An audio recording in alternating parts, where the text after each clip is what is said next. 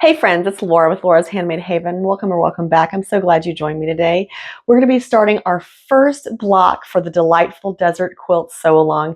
Now remember, we're doing the baby quilt, so we're doing one of each of the 9 blocks. This week we're going to be working on the Ringtail cat block. This is such a cute block. I can't wait to get it going. So we're going to be cutting out the pieces and then we're going to be sewing it together today. So now if you haven't downloaded it already, make sure you check out the quilt project organization sheet that I put together for you guys. Remember, on the first page, you're going to have your fabric chart. So if you're curating your fabrics like I did mine, this may help you pick out which colors you want, just seeing how those colors fall within the quilt and which blocks use them. There's 2 different ways to look at that chart, so check that out. On the second page are the labels for all of your bags, and then also a nice little tracker in case you're doing something larger than the baby quilt like I'm doing.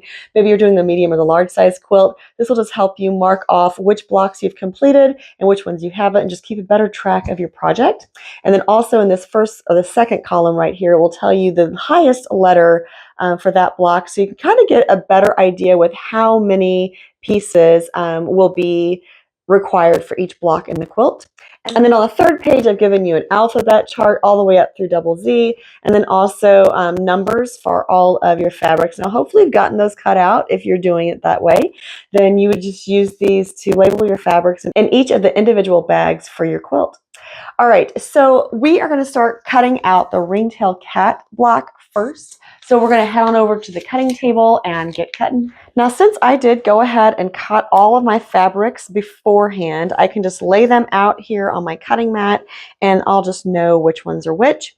And then we will just cut each one of the fabrics, and then I'm going to use my alphabet tiles to label them on my design board. I'm not going to use the paper alphabet squares that I gave you in the project sheet, just because I love my little alphabet tiles. So I'm going to use those for this block. So you're going to want to gather your supplies. Obviously, you need all your fabrics, you need a rotary cutter, a nice quilting ruler. Don't forget to grab your black and white fabrics as well, those detail fabric, because you will need those for this block. And remember that you will have some background fabric that we cut out earlier as well. So we're just going to start cutting, and we'll label them on our design board and head over to the sewing machine.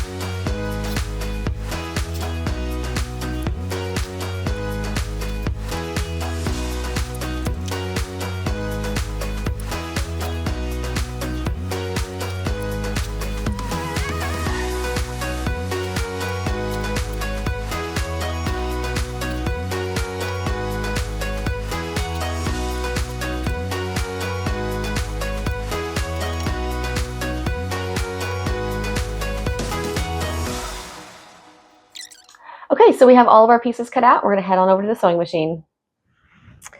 All right, before we get started, I just want to let you know that I am using a Juki DX7. I do have the extension table that goes with my Juki.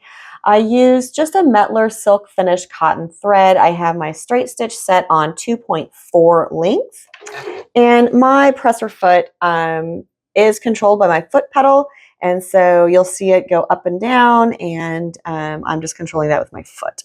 So the first thing we have to do is kind of start constructing the eyes of our little ringtail cat. Now, if you are doing this for the first time, make sure you slow down and read the directions, because there is a little bit of trimming to do after we get this little block section together. Now, like I said, I'm using Moda Basic Gray Grunge fabrics for my quilt. And so I'm just going to try to be conscious of right sides too, because the right sides of the white especially are kind of difficult to determine sometimes. So you just want to be very careful and conscious of your right and wrong sides. Now I am going to be just constructing these eyeballs. I'm kind of doing them kind of like a chain piecing, kind of a little bit in tandem. So just understand that I'm going back and forth between the two little eyes and just adding on the pieces as it's instructing me to do so. If you do have the pattern, I am on page 7, actually page 8. I'm kind of looking at the pictures on page 7 and following the directions on page 8. Now, since I do have that really dark black grunge as my dark background accent color, I am making sure I press all those seams to the black, and so I'm pressing away from the white. Now we have one more little piece of fabric to put on here, and then we will need to trim it down as the directions tell us to. And I'm really just doing a finger press so far on all of these pieces. I haven't taken anything to the iron yet, but I will be momentarily. All right, so I'm just going to press these flat and then trim them off. We're actually going to be trimming off this little section here to a smaller width, just so they fit inside the pattern. All right, so now you can already see I have two cute little ringtail eyes there, and we're just going to be adding the next pieces to do just some little corners with this, just to get them a little less boxy and a little more triangular shaped.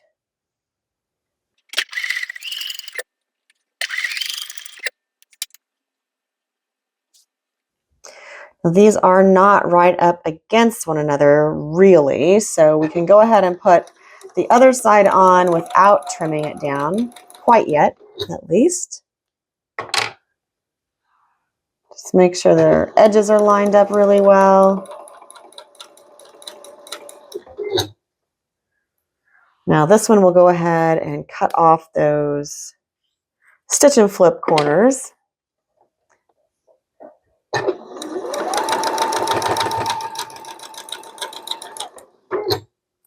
Now we are working with a lot of small pieces in this block, and if you wanted to bump your stitch length down to 2.0 or even 1.8, I don't think anyone would think that was a bad idea.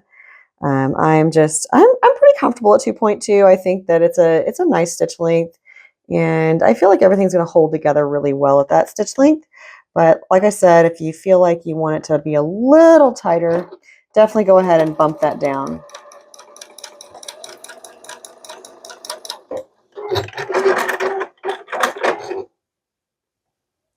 Now this, I would just suggest that if you are moving on to, let's see, this is figure 3, so step 4. I like to lay these out because we're going to be going opposite directions, because this is opposite sides of his face.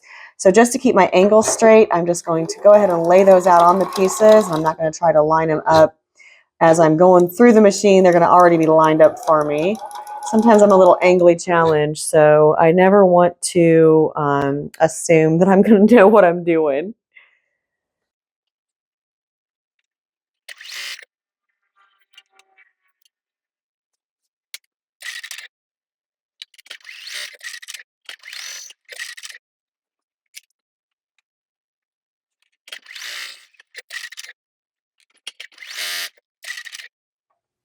All right, so just because I can, I'm not going to cut my thread here. I'm just going to swing around and do both sides of that little square, because they both get a stitch and flip corner. And then we're going to just cut those off. And I'm going to give this a little press because I need that to be really nice and flat. And I'm going to go ahead and take these and press them too. As I'm building these out, I'm just kind of laying this out on my extension table just so I can make sure that I have all the little pieces, all the angles, everything is going the right direction.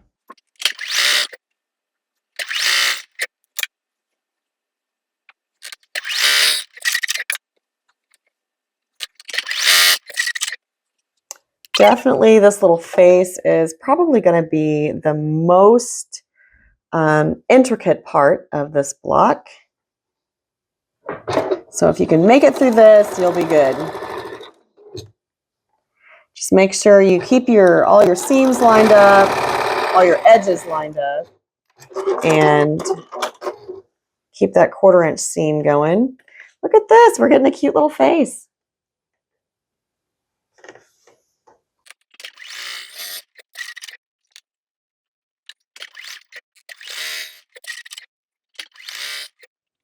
Now, to be quite honest, at this point, I'm really kind of following the picture, not the written pattern. Hopefully that doesn't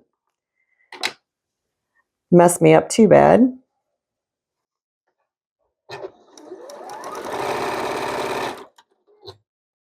I'm kind of going back and forth between 2 different pieces of this just to be able to cut my thread less.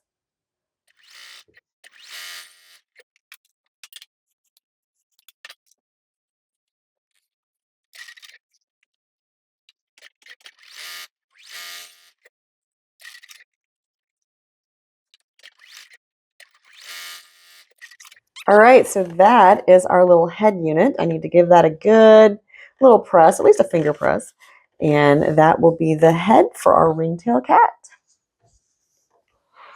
All right, so the next thing we're going to do is work on our body segment, and that is step 7 on page 8.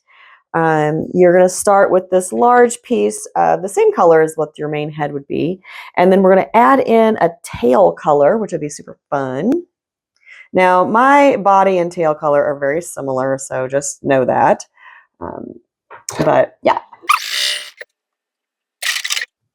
there's a little contrast there, so you can definitely see it.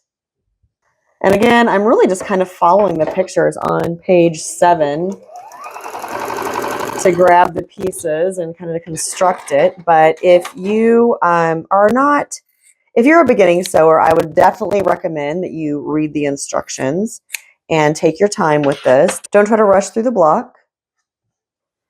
It's not a race.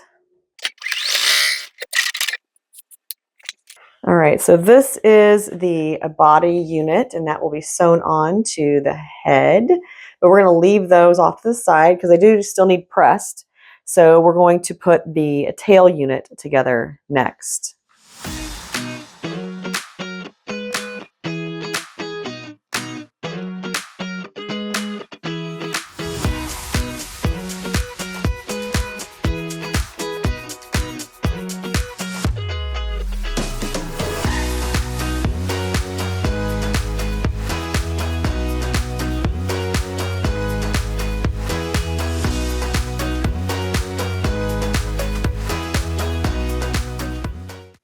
All right, I am going to go ahead and sew these 2 segments together just so I don't cut that off again.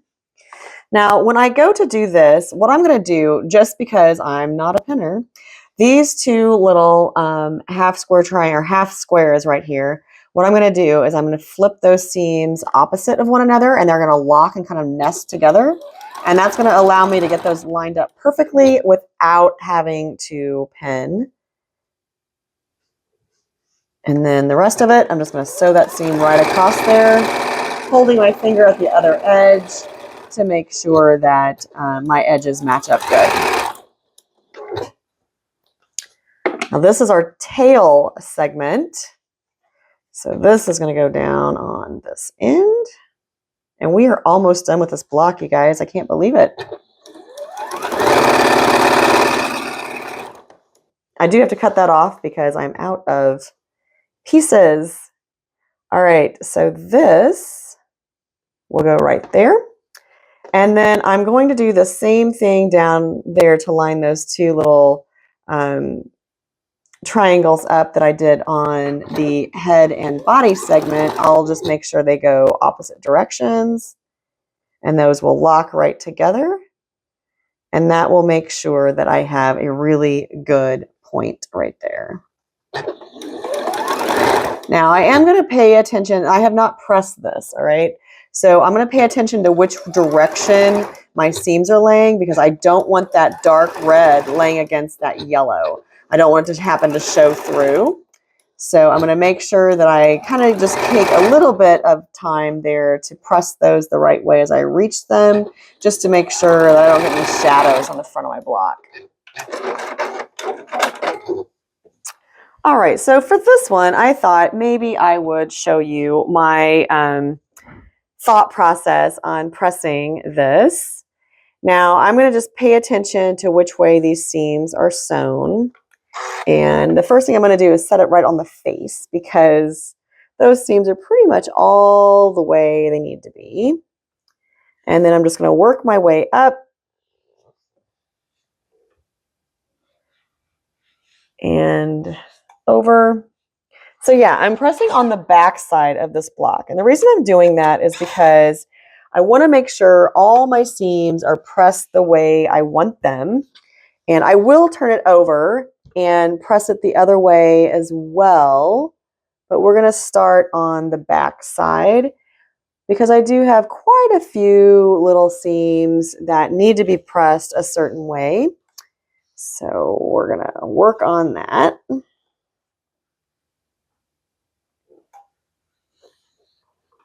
Remember how I made sure I pressed all these red seams to the red and yellow seams in the tail to the red.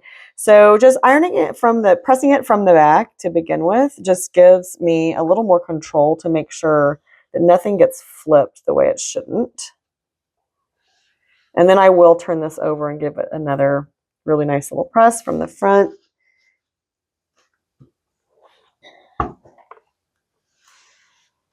But since I've kind of set those seams, now when I press it from the front, they should all stay put. All right, so if you notice, there are a couple different ways to put these block units together. I am going to do my layout just the way this little baby quilt is laid out.